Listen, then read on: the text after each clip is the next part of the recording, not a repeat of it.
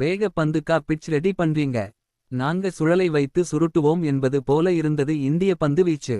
Champions கோப்பை 2025 போட்டிகளில் India மற்றும் பாகிஸ்தான் அணி துபாய் இன்டர்நேஷனல் கிரிக்கெட் ஸ்டேடியமில் மோதிக்கொண்டனர். டாஸ் வெற்றி பெற்ற பாகிஸ்தான் கேப்டன் பேட்டிங்கை தேர்வு செய்தார். இமாம் உல் ஹக் 10 ரன்கள், பாபர் ஆசம் 23 ரன்கள் என சுமாரான தொடக்கம் தான். முதல் 2 விக்கெட் இழந்த பின் சாட் ஷக்கீல் மற்றும் பாகிஸ்தான் கேப்டன் மொஹம்மத் ரஸ்வான் பொறுப்பை உணர்ந்து சிறப்பாக விளையாடி ரன்களை குவித்தனர். மொஹம்மத் ரஸ்வான் 46 ரன்கள் எடுத்த போது தேவையில்லாத ஷாட் விளையாடி தனது விக்கெட்டை இழந்தார்.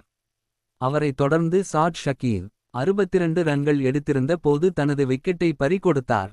குஷ்டர் ஷா 38 ரன்கள் எடுத்து ஆட்டம் இழந்தார். மற்ற வீரர்கள் சொற்ப ரன்களில் ஆட்டம் இழந்தனர். பாகிஸ்தான் அணி 49.4 ஓவர்களில் 241 ரன்களுக்கு அனைத்து விக்கெட்களையும் இழந்தனர். இந்திய தரப்பில் பந்துவீச்சாளர்கள் குல்தீப் யாதவ் 3 விக்கெட், ஹார்திக் பாண்டியா 2 விக்கெட், ஹர்ஷித் ராணா, அக்சர் பட்டேல், ரவீந்திர ஜடேஜா தலா ஒரு விக்கெட் எடுத்தனர். பில்டிங் சிறப்பாக இருந்தது. 242 ரன்கள் என்ற இலக்கை அடிக்க இந்திய அணி கில் மற்றும் ரோஹித் களம் இறங்கினர். ரோஹித் அதிரடியாக ஆடினார். ரோஹித் ஷர்மா 15 பந்துகளில் ஒரு சிக்சர், 3 பவுண்டரி அடித்து 20 சேர்த்து ஆட்டம் இழந்தார். கில் உடன் கோலி சேர்ந்து பொறுப்பான ஆட்டத்தை வெளிப்படுத்தினர். சுப்மன் கில் 46 ரன்கள் எடுத்து இருந்தபோது துரதிர்ஷ்டவசமாக அவுட் ஆனார். கோலி மற்றும் ஷ்ரேயஸ் ஐயர் ஜோடி 114 ரன்கள் நிதானமாக ஆடி சேர்த்தனர்.